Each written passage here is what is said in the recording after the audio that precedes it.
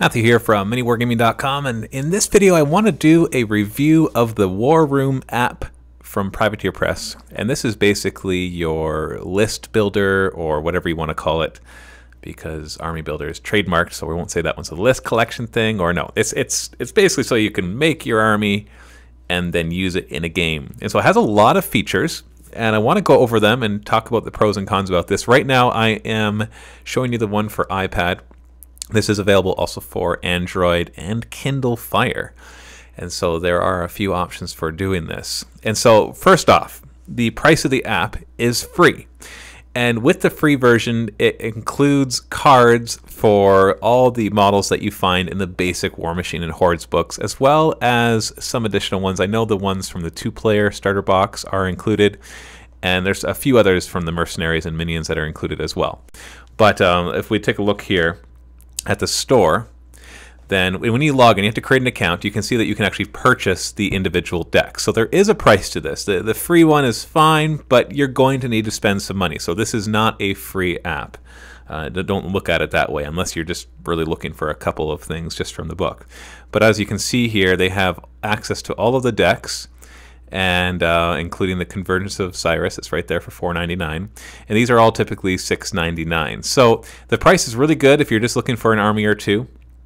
But if you are a huge collector or you have a lot of different armies, then you can buy them in bundles. You can see the Hordes bundle is $29.99, and the War Machine bundle is $39.99. And I purchased the Ultimate bundle because we need access to a lot of different ones, and that was $59.99. So $60. That's not cheap for an army builder or list builder app, but at the same time, you don't have to spend the $60 if you don't want to. So the price-wise, I'd say the $60 is a little steep when you consider that you can buy other ones online for a little cheaper than that. But the fact that it is automatically updated, and all the decks, all the cards are updated whenever there are updates to the game. So you don't have to worry about having the most up-to-date rules. It'll automatically be in there.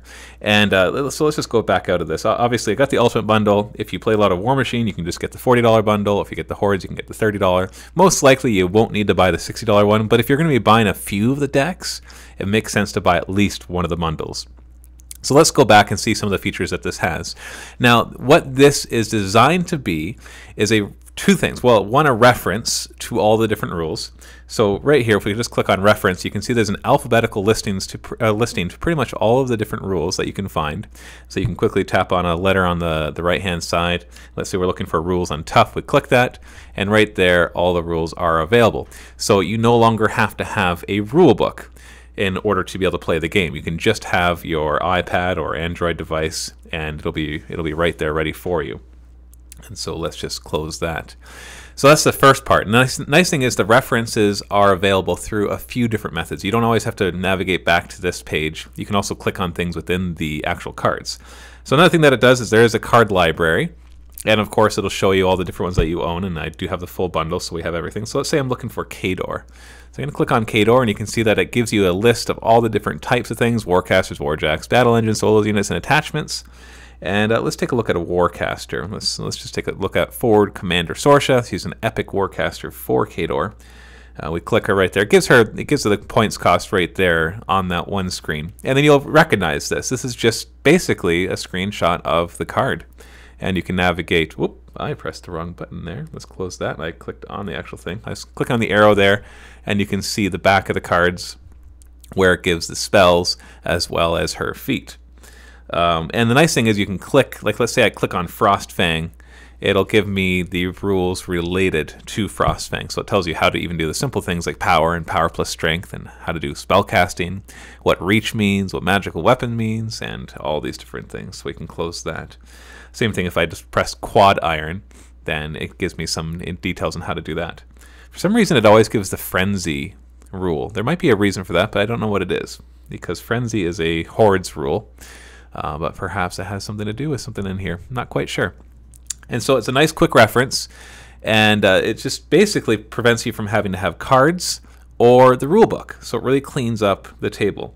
So that's the card library. Now I'm going to show you the part where I think it really shines, and this is the thing that makes it the most useful to me. Yes, a reference is nice, but is that really worth spending pretty much the cost of a rule book or another couple of the army books to do. Well, maybe not, because you do get all the cards for free when you buy the miniature. So you're going to have the cards regardless. So you're not really looking at this to get additional rules, because you're going to have access to all those. It's more that it's a handy place. For me, the big thing is in the armies. We click in here, and what you can do is you can create different armies. And this is quite handy. The UI is pretty good. There's a couple little complaints that I have that I will show you. But let's say I wanted to create a Khador army. So I'm going to click on that. I can set the points, and I can even change the name. So let's call this a Winter Guard. Oh, I got it capitalized. Jeez. Winter Guard like awesomeness. So here we go. Winter Guard awesomeness. And we'll say it's 35 points, has 1 caster. Does it use reinforcement, specialist, or league cards? We'll say no for now, and then let's click create. And the nice thing is it's loading all of the things here for the Khador. Even though I've called it Winter Guard awesomeness, it's not going to restrict me to that. But I could click tap to select theme. Of course, I need to have a caster first, so let's do that. So let's choose a Warcaster. Who's good with Winter Guard? Well, Irisk is good with Winter Guard. A few of them are good with that. So whoop, I clicked on his actual card. We need to click the little plus button. So yeah, little things like that, but you obviously can figure it out pretty fast. Now there's one thing here that isn't obvious. So I'm gonna collapse the Warcasters. The very first thing. Now, thankfully, when I went to use it, I had Joel nearby. Joel is our employee who makes War Machine battle reports. And so he quickly pointed out how to add warjacks. Because if you look at the left-hand side, it doesn't have anywhere to add warjacks. And it probably would have taken me a little bit to figure it out. Because see that little paperclip on Commandant Irisk, right there beside the X? If you click on the paperclip, that allows you to add the attachments. So not only is it for the warjacks, but it's also for the warcaster attachments like this mercenary seeker character solo, the war dog, and then of course all of the various Khador jacks. And so that wasn't too obvious to me. So that's just a slight complaint. Now that I know that that's how it works, I like that it's there, as opposed to other army or list builders that I've used before, where you added them and then you had to kind of navigate which one they're attached to. Most of the time when you add a warjack, you're adding it to the warcaster, but I know sometimes you're going to be adding it to maybe a journeyman warcaster or to another Jack Marshall, for example. So let's say we're going to tap to select theme. So this is really cool. So we have all our themes here. It gives all the rules for the themes with Irisk. And you even choose which tier you want to actually do. So let's do tier 3. I didn't put much thought into what I'm going to be building here, so I'm not sure if this is going to be a good army or not. It doesn't really matter. It can tell you right away, oh, tier 2 requirement, you need to add more Iron Fang pikeman units to the army. Tier 3 requirement, add 2 or more Man of War units to the army. So, and you can see on the left-hand side, now the units have been really restricted. There's only the solos and units available. It doesn't allow me to access everything else. And when I click on solos, for example, it only gives me the solos from the theme, and the units the same thing. So it's nice because it kind of shows exactly what it is that you need. So let's create a quick army here. So for tier 2, we need a couple Iron Fang pikemen. So I'm going to add 2. 1, and do I want? Let's make it a full unit for the first one, and the second one will be a small unit because this is only a 35-point list. And it's keeping track at the top there. You can see I have 13 out of 41 of the points. You're wondering, why is it 41? Is it 35? Well, Irisk is +6, but that's only for warjacks, of course. So, of course, let's give him a warjack. Just for fun, let's give him Behemoth. Not necessarily a good idea, but, oh, yeah, 1 Behemoth, and then we just tap the thing at the top left. There we go. That's eating up a lot of points, but that's okay.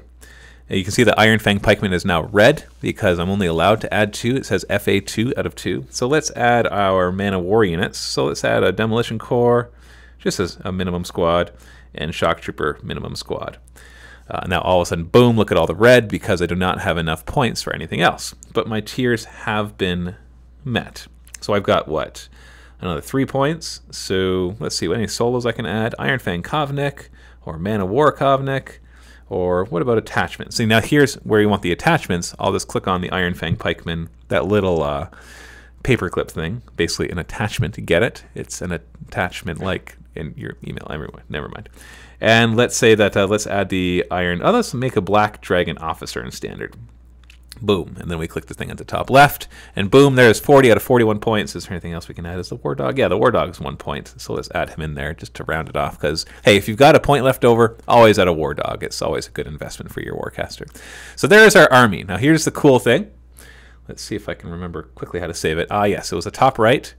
You have all these different options: saving the army, copying the army, emailing the army, deleting the army, viewing the cards, viewing the reference, and war room support. I'm just going to save this army. And of course, you have to be logged in with a free account in order to do all of that. And then we'll just go back. Do you want to save changes? I just saved it. So why is it saying save changes? So there we go. We have my 2 lists in here: Winter Guard, Awesomeness.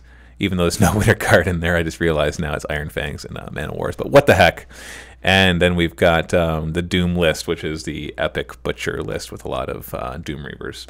So now that we have the armies created, that's all fine and dandy. We can click here, and we can, at any point, we can click on the armies. We can reference what is in the army. But this is the feature I like the most, and I used it the other day in a game, and I loved it. And that is this: click on Fight. And when you click on Fight, basically it allows you to, well, there's one of 3 things: a solo, host, and join. So what this does, solo just allows you to pull up one of your army lists, and you're able to use it in the game. You're actually able to track damage. I'll show you how that works. The other thing you can do is you can actually host a game so other people can see your list, or you can join a game that is nearby as well. And that's really cool, because you can have access to your opponent's list and see what kind of abilities and other things that he does have. So I'm just going to do a solo one for now. And I'm going to choose the army, the Winter Guard Awesomeness that I just created that has no Winter Guard, which is awesome. That's why it's awesome. At the top right-hand corner, you can see it says Play. So we're going to click Play. And we're playing now. That's it. You'll notice that there's a number of hearts beside everything and all the different systems of the behemoth that are still there. And so at any point, I can just click on the, like if I wanted to see the Iron Fang Pikeman card, I can just click on Iron Fang Pikeman.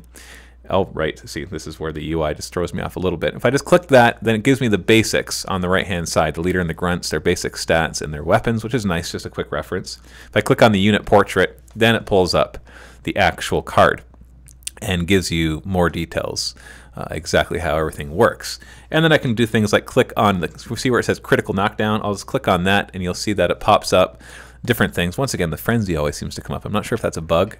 And spellcasting, not sure if that's a bug, because this really has nothing to do with frenzying or spellcasting, but they always seem to come up. And then I could click on knockdown, and it gives me all the details about knocked down, which is great. So you have reference to everything, even the simple stuff, because it doesn't take for granted that you might be a new player. And then we can just click back and go to the army. Now, let's say that we actually want to take some damage. Well, you can see the Black Dragon Officer in Standard has 5 out of 5 hearts. If I click on that heart, then I can actually set the amount of damage that it has. And the nice thing about this is it's really easy to pinpoint the amount of damage. What I'm doing right here is I clicked on that little scroll thing, and I just move my finger up and down, and I can set the damage. Now, sometimes it's hard to get exact, but let's say I want to do 3 damage. So there we go. And then I can do back, commit, or accept. If I hit back, then he won't take the damage. So I click commit, boom. You can see that it does the 3 damage on the X's right there. The other thing I can do is I can actually click on the X's itself.